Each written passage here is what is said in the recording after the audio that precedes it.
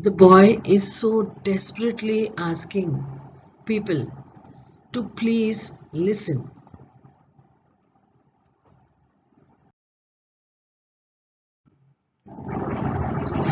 When I ask you to listen to me and you start giving me advice, you have not done what I asked.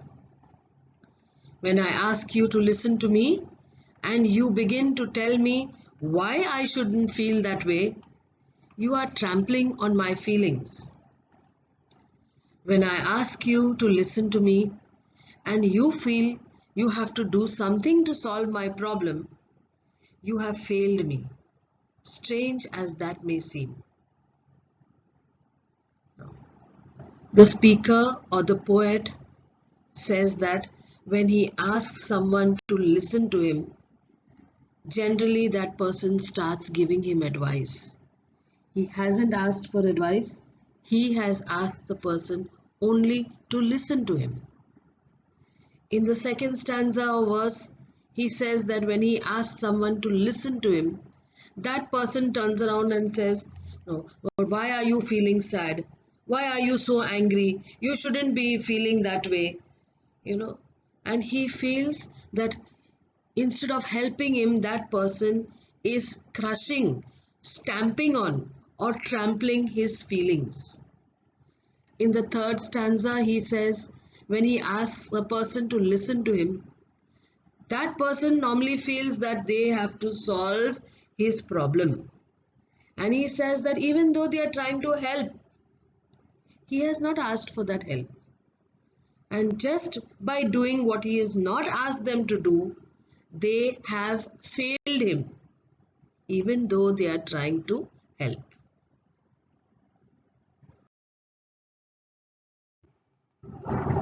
The next stanza, listen. All I ask is that you listen. Don't talk or do. Just hear me. Advice is cheap. 20 cents will get you both Dear Abby and Billy Graham in the same newspaper. And I can do for myself. I am not helpless. Maybe discouraged and faltering, but not helpless. When you do something for me that I can and need to do for myself, you contribute to my fear and inadequacy. So in this paragraph here, or this verse, the poet or the speaker is now begging, pleading, please listen. All I'm asking is listen. Don't talk. Don't do anything for me. Just listen to me. If I want, I can get very cheap advice. Okay, some newspapers, they have columns where if you pay 20 cents, now cents is the currency of USA, America. Okay, so for 20 cents, cents is like the paise we have, and the rupee, they have cents and dollars. So you see, if I pay only 20 cents, I can put it in the newspaper and ask any professional like Dear Abby or Billy Graham, and they will give me advice. So it's very cheap. Please don't give me advice. You just listen to me. In the next stanza, the poet or the speaker says, I can do things for myself. I am not helpless. Maybe because I'm having a problem now, I am discouraged. Okay, I am faltering. I'm not able to understand what step I should take, but I'm not helpless. Continuing, he says, when you do something for me that I have not asked you to do, that I can do for myself and I need to do for myself, you're not helping me. You're just contributing or giving, donating towards more fear inside me and a feeling of being inadequate or incapable. But when you accept as a simple fact that I feel what I feel, no matter how irrational, then I can stop trying to convince you and get about this business of understanding what's behind this irrational feeling. And when that's clear, the answers are obvious and I don't need advice. Irrational feelings make sense when we understand what's behind them. So now he continues saying, when you accept me, accept the fact that I feel I'm angry or I'm sad, accept that feeling of mine. Maybe it's an irrational feeling, something that is not explained. Maybe I'm just, going overboard. I'm not behaving in a proper manner. But accept that. Then I can stop trying to convince you and I can start understanding why I am feeling in this irrational manner. Why I am feeling like this. Because you're listening to me. And when I'm talking to you, slowly, I will be able to understand why I am feeling in this, irrational manner. And when I understand what this irrational behavior is all about, the answers are very obvious, the answers are very clear, and I don't need advice. Okay? Because irrational feelings or feelings that are not normal, sometimes we just behave, something which is not actually correct. But these feelings start making sense when we understand what's coming behind them. So what is he saying? That accept me, accept my feelings, even if they are irrational. Okay, listen to me. And when I'm talking, I myself am going to understand what is behind this irrational feeling, and then I know what I have to do. I don't need advice from anybody.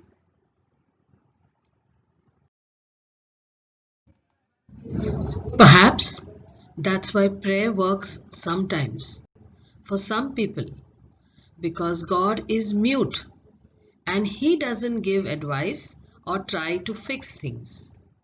God just listens and let you work it out for yourself. And if you want to talk, wait a minute for your turn and I will listen to you. The poem is written by an unknown author, or it's anonymous. Now, the last stanzas say that in the last stanzas, the poet says that perhaps that is why we go to prayer when we are in trouble, because God is mute. God doesn't speak. He doesn't give advice, or he doesn't try to solve your problem, or he doesn't judge you and tell you no, you are right or wrong. God just listens. And when you are talking to God and pouring out your innermost feelings to God, automatically you understand what thing you have to do to solve your problem. And lastly, the poet has a message for the elders who he is asking to please listen to him. He tells them, if you want to talk and tell me something, wait for your turn. You listen to me first, and after you listen to me, whatever you want to tell me, you tell me. After that, I will listen to you. The only thing is that you listen to me first.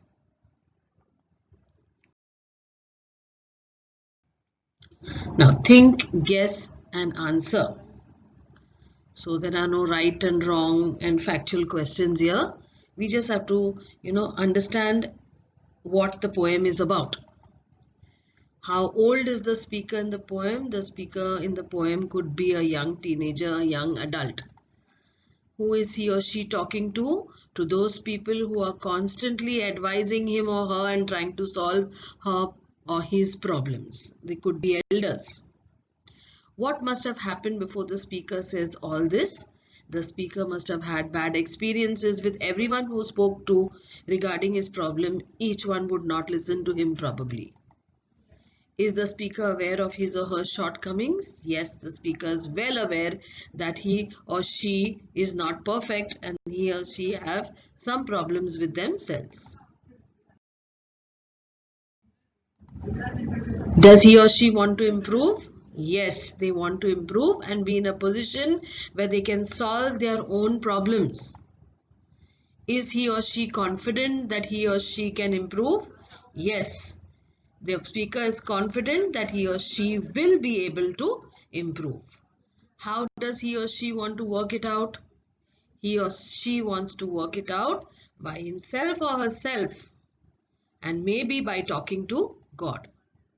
Is the poet willing to listen to others? Yes, the poet is willing to listen to others, but only after they have listened to him or her. Some meanings: advice is guidance offered by someone. Trampling, treating with contempt, crushing the person, trampling on his feelings. Faltering, moving hesitantly or unsteadily, not knowing what action to take in the future. Inadequacy is the inability to deal with certain things in life. Irrational, not reasonable behavior. Contribute, to help, to bring about. Mute means unspeaking, silent. And fact is a truth.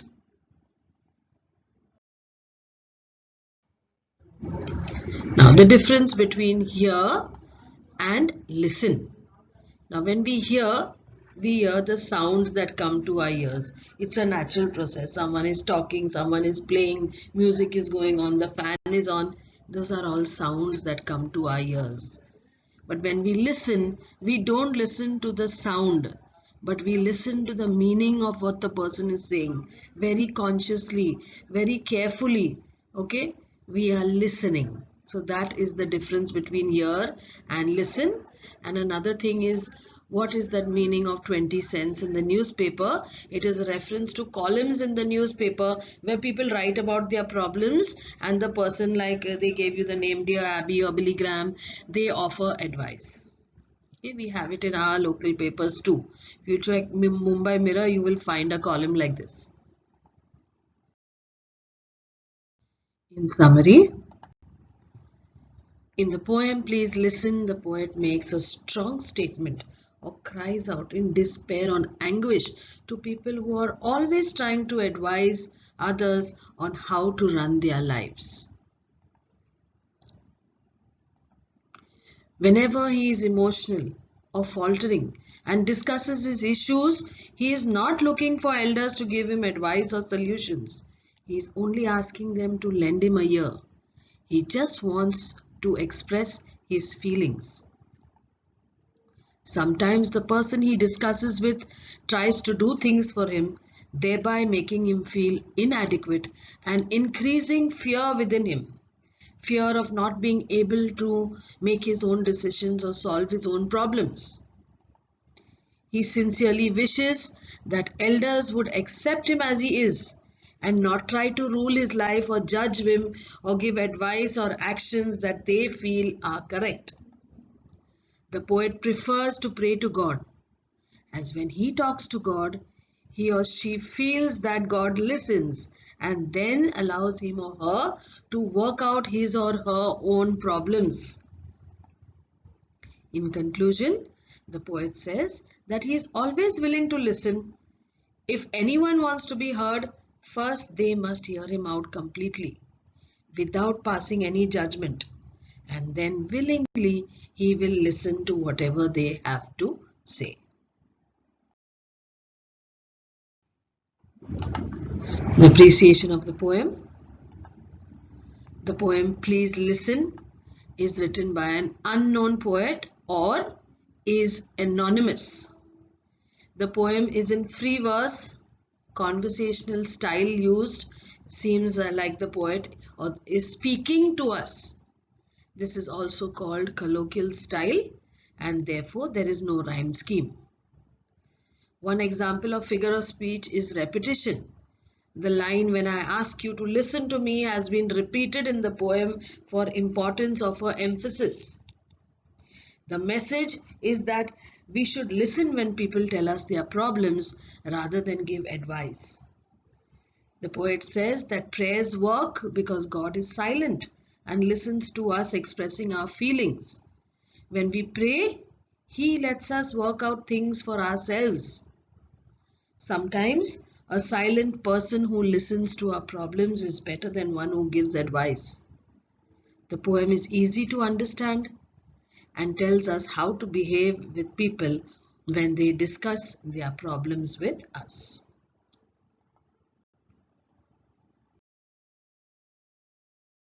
Lastly, we don't learn from talking, we learn from listening. So the poem and this quote tells us how important listening is.